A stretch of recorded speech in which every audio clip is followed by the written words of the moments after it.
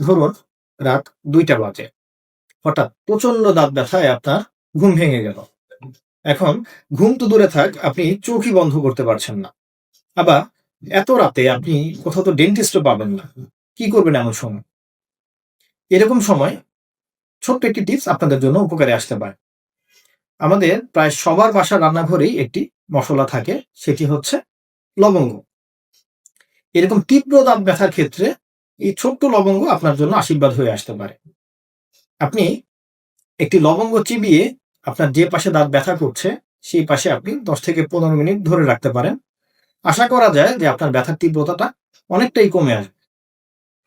লবঙ্গে eugenol নামক একটি উপাদান থাকে, যেটি দাঁতের ব্যথা বা সেনসিটি কমাতে সহায়তা করে।